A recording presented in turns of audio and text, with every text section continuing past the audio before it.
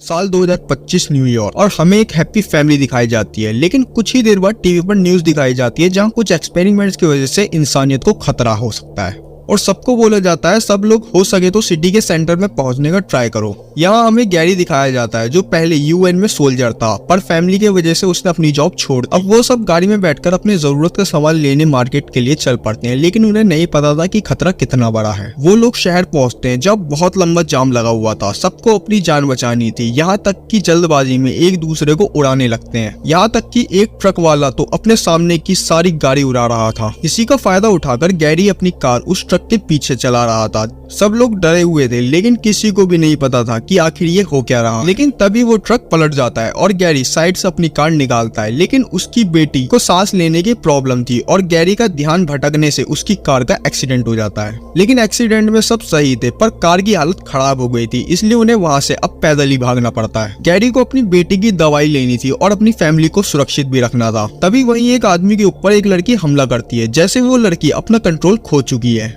और 10 सेकंड बाद वो आदमी ज़ॉम्बी बन जाता है और अब वो भी लोगों के ऊपर अटैक करने लगता है। यहाँ गैरी आरवी लेकर निकल रहा था, लेकिन उसमें भी एक ज़ॉम्बी घुसने की कोशिश करता है, जिसे कैरिन लात मार मार कर उसे बाहर कर देती है और सामने जो भी आता है उसे उड़ाकर वो वहाँ से निकल जाते हैं। सारी जगह ज़ॉम्बी वायरस बहुत बुरी तरीके से फैल गया था, पूरे शहर तबाह हो गया था, यहाँ तक कि आर्मी को भी वहाँ से जाना पड़ता है। अब हम आरवी में देखते हैं जहाँ गैरी की बेटी की तबीयत बहुत खराब है और उससे सांस भी नहीं ली जा रही, इसलिए वो गाड़ी रोककर पहले उसको संभालता है और दवाई लाने का वादा करता है। तभी गैरी के पास जेरी का कॉल आता है जो आर्मी कमांडर है। गैरी उससे पता करता है कि आखिर ये क्या और हम कहाँ सुरक्षित रह सकते हैं। जेरी उन्हें किसी ऊंची बिल्डिंग पर पहुंचने को कहता है ताकि हेलीकॉप्टर से उन्हें रेस्क्यू किया जा सके और कल सुबह तक जिंदा रहो, बस इतना कहकर फोन काट देता है। या वो लोग भी एक मार्ट पहुंच गए थे जहाँ सब लोग अपने जिंदा रहने के लिए मार्ट को लूट रहे थे।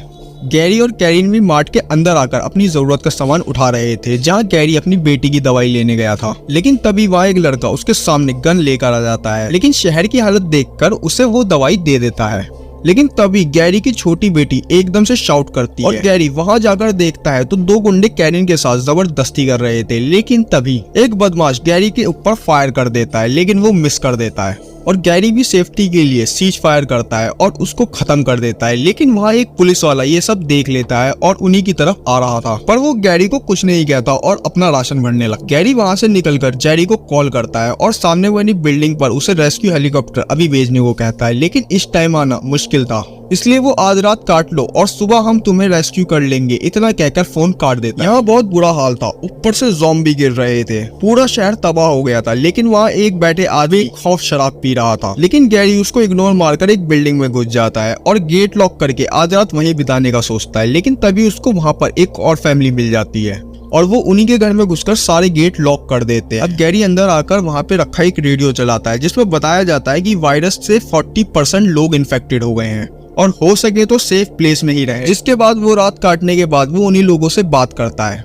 हमें सेव करने के लिए एक हेलीकॉप्टर आ रहा है, लेकिन वो फैमिली सबसे सुरक्षित अपने घर को ही मानती है, इसलिए उन्हें छोड़कर गैरी को उसकी फैमिली निकल जाती है। जहाँ बच्चे बहुत डरे हुए थे, लेकिन ज़ॉम्बी उनकी आवाज सुन लेते हैं और उनके पीछे आने लगते हैं। वो पूरी कोशिश करते हैं वहाँ से भागने की और गैरी अपनी फैमिली को आगे भेजकर खुद ट्राई करता है उन्हें रोकने की। तभी वहाँ एक छोटा बच्चा आ जाता है जिसे गैरी अपने साथ ले लेता है और यहाँ हेलीकॉप्टर भी आ गया था, लेकिन गैरी के मुंह में ज़ॉम्बी का ब्लड चला गया था, इसलिए वो बिल्डिंग के किनारे आकर खड़ा हो जाता है ताकि अगर वो ज़ॉम्बी बने तो वहाँ से जंप कर दे। लेकिन 15 सेकंड बाद भी उसको कुछ नहीं हुआ, इसलिए वो अपनी पूरी फैमिली को भेजकर बाद में हेलीकॉप्टर में बैठता है और वो पूरी फैमिली वहाँ से सेफली निकल जाते हैं। यहाँ हम देख पाते हैं पूरे शहर में हर जगह तबाही फैली हुई है और वह हेलीकॉप्टर एक हेलीपैड कैरियर जो युद्ध में इस्तेमाल होता है उस पर जाकर लैंड करता है, क्योंकि हर जगह वायरस फैला हुआ है और सबसे सुरक्षित बस अब समुद्र ही है। यहाँ गैरी अपनी फैमिली को रूम में छोड़कर जेरी से बात करने आता है, जहाँ सारे लोग उस डेडली वायरस से बचने का ट्राई कर रहे थे और अब तक वो वायरस 85% लोगों को अपना शिकार बना चुका था।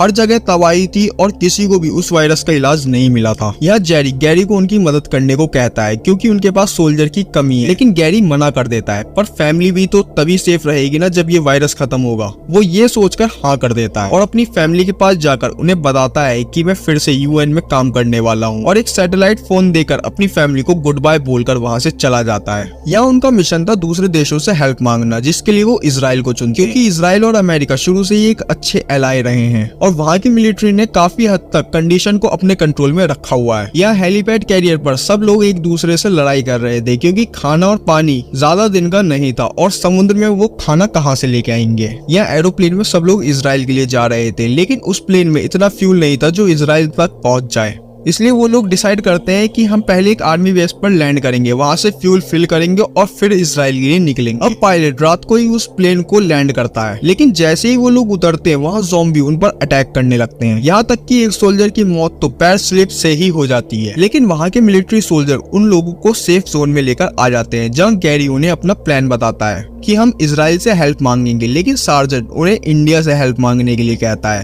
क्योंकि इंडिया में भी अभी तक ये वायरस नहीं पहुंचा था और इंडिया ऑलरेडी और देशों की मदद में लगा हुआ है। इसलिए सार्जेंट उन्हें अपने एक्सपेरिमेंट वाली जगह पर ले जाते हैं, जहां वो बताते हैं कि गोली लगने के बाद भी ये ज़ॉम्बी फिर से जिंदा हो जाते हैं, यानी इन्हें बस जलाया जा सकता है। अब गैरी वहां से निकलने के बाद कैरिन को फोन करता है, पर सिग्नल वीक होने की वजह से बात नहीं हो पाती।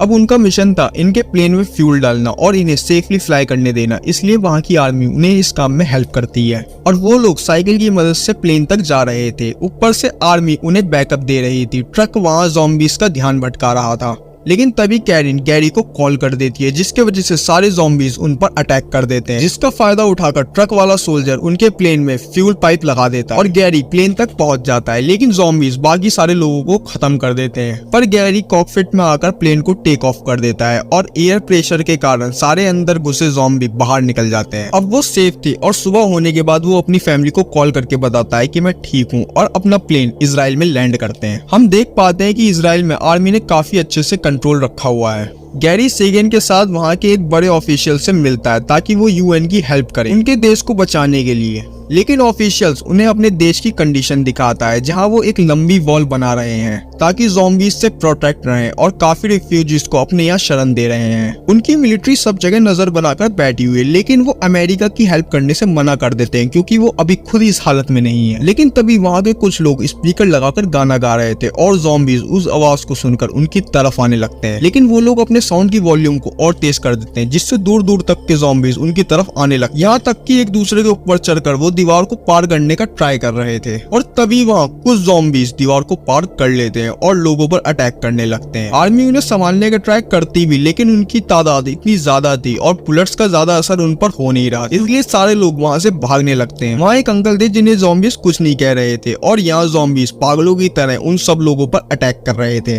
वहीं हम एक बच्चे को भी देखते हैं जो डर गया था लेकिन शांति से बैठ जाता है, जिसे ज़ॉम्बी कुछ नहीं कहते, जिससे गैरी भी देख रहा था। पर तभी वो लोग एक वॉल का कवर ले लेते हैं और बॉम्ब फेंक देते हैं, लेकिन एक ज़ॉम्बी सर्जन पर हमला कर देता है, लेकिन उससे तो वो बच जाती है। लेकिन जब वो अपने हाथ को देखती है तो उसका हाथ पे थोड़ा सा कट लगा हुआ था, लेकिन तभी गैरी उसका हाथ काट देता है और वहां से उसको सेफ निकालने का ट्राई करता है, लेकिन ज़ॉम्बीज रेस्क्यू हेलीकॉप्टर को ही गिरा देते हैं। और हम यहाँ देखते हैं यूएन से आया प्लेन वहाँ के हालात देखकर गैरी को वहीं छोड़कर निकल जाता है, लेकिन वहाँ एक पब्लिक फ्लाइट जा रही थी जिसे वो रोकते हैं। इसमें सब लोग बैठ जाते हैं, जहाँ पहले से ही लोग ओवरलोड थे, लेकिन ऐसी हालत में कोई क्या कर सकता है और वो प्लेन किसी तरह वहां से सेफली टेक ऑफ कर जाता है।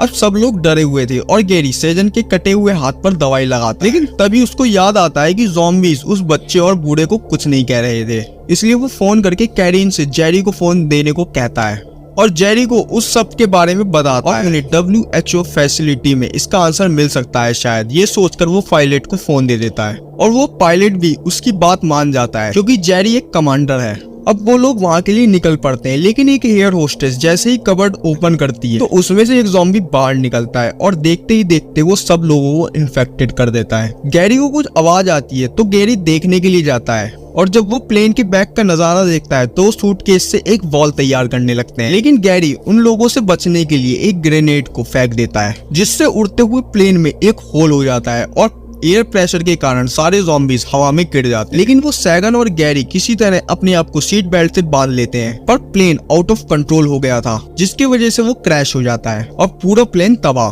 कुछ समय बाद गैरी की आंख खुलती है जो बच गया, लेकिन उसके अलावा सब खत्म हो गए थे। प्लेन का मलबा हर जगह बिखरा हुआ था, यहाँ तक कि एक पीस उसके पेट में आकर घुस गया था। लेकिन तभी हम वहाँ सेजन को देखते हैं जो बच गई थी और वो किसी तरह अपने आप को संभाल कर पास के ही एक शहर में जाते हैं जहाँ WHO फैसिलिटी भी स्थित है। और हम साथ ही कुछ लोगों को भी देख पाते हैं जो अब भी सर्वाइव कर रहे हैं। अब वो दोनों फैसिलिटी में पहुंच जाते हैं और गेट पर जाकर हेल्प मांगते हैं। यह एयरपैड कैरियर पर जेरी को भी कुछ नहीं पता चल रहा था और इजराइल की न्यूज देखकर उन्हें यह लगता है कि गैरी भी शायद उसी हादसे का शिकार हो चुका है। इसलिए अब वो उसकी फैमिली को दूसरी जगह शिफ्ट करने की सोचते हैं, क्योंकि यहाँ सिर्फ आर्मी वालों की ही फैमिली को रखने की इजाजत है। यहाँ अब गैरी को होश आता है जो WHO फैसिलिटी में लेटा हुआ है और उसको वहाँ बचा लिया है। अब वहाँ के साइंटिस्ट उससे पूछते हैं कि तुम कौन हो, जिस पर वो अपनी फैमिली को कॉल करने को कहता है और जेरी उसका कॉल पिक करता है। अब वो जेरी को उन साइंटिस्ट से बात करने को कहता है, इसलिए जेरी जो UN की फोर्स का कमांडर था उन साइंटिस्ट से बात करता है, इसलिए वो साइंटिस्ट गैरी को छोड़ देते हैं। यहाँ गैरी उन साइंटिस्ट को बताता है कि एक लड़के और बुड्ढे को ज़ॉम्बीज ने कुछ नहीं कहा और मुझे लगता है कि वो दोनों ही शायद बीमार थे, यानी इसका एंटीडोट शायद कोई बीमारी हो सकती है। लेकिन वो साइंटिस्ट जो अब भी उसका एंटीडोट ढूंढ रहे थे किसी कहानी को मानने से इनकार कर देते हैं, क्योंकि साइंस कहानी को नहीं प्रैक्टिकल को मानती है। और वैसे भी दुनिया में इतनी सारी बीमारियां, अब क्या पता उन्हें किस टाइप की बीमारी होगी।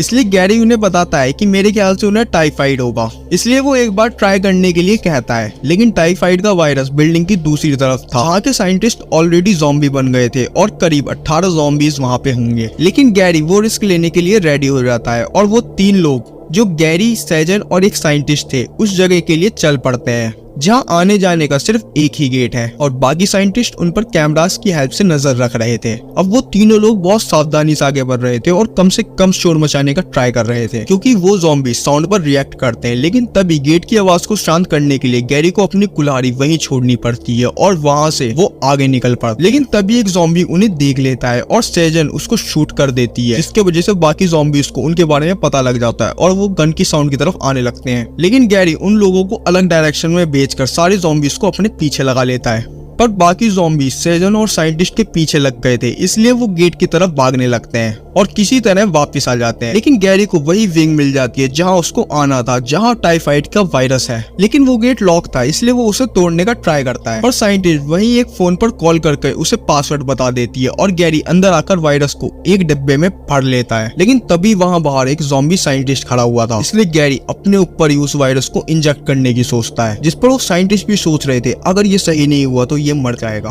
पर गैरी उस वायरस को अपने शरीर में इंजेक्ट कर लेता है और फिर वेट करने लगता है जब तक वो वायरस उसकी बॉडी में अच्छी तरीके से मिक्स ना हो जाए। अब 2-3 घंटे वेट करने के बाद वो फाइनली बाहर आता है, लेकिन वो ज़ॉम्बी अंदर आ जाता है पर गैरी से कुछ नहीं कहता, यानी वो वायरस काम कर रहा था। इसलिए वो उस ज़ॉम्बी को वहीं बंद करके वहां से वायरस की सारी शीशी को अपने साथ लेकर निकल पड़ता है और एक वेंडिंग मशीन से सारे कैश गिरा देता है, जिसके वजह से सारे ज़ॉम्बीज उस तरफ आने लगते हैं। पर वो ज़ॉम्बीज के बीच में से बहुत आराम से निकल जाता है, यानी वो वायरस काम कर रहा था और वहां से अपनी बॉडी में उस वायरस को इंजेक्ट करके और थोड़ी सी शीशी लेके वो अपनी फैमिली के पास चला, जहाँ हम देख पाते हैं सब देश उस वायरस को सबकी बॉडी में इंजेक्ट कर रहे हैं। उसकी मास प्रोडक्शन जा रही है और अब सारे देशों की हालत सुधर रही है। दोस्तों, वो वायरस पहले एक शहर में फैला था जहां न्यूक्लियर बॉम्ब गिर दिया था, पर कुछ ज़ॉम्बीज वहां से बच गए थे, जिसके वजह से वो वायरस ने विशाल रूप धारण कर लिया। और अगर आप लोगों को एक्सप्लेनेशन अच्छी लगी है तो प्लीज अपना प्यार दिखाएं और चैनल को सब्सक्राइब करें। धन्यवाद।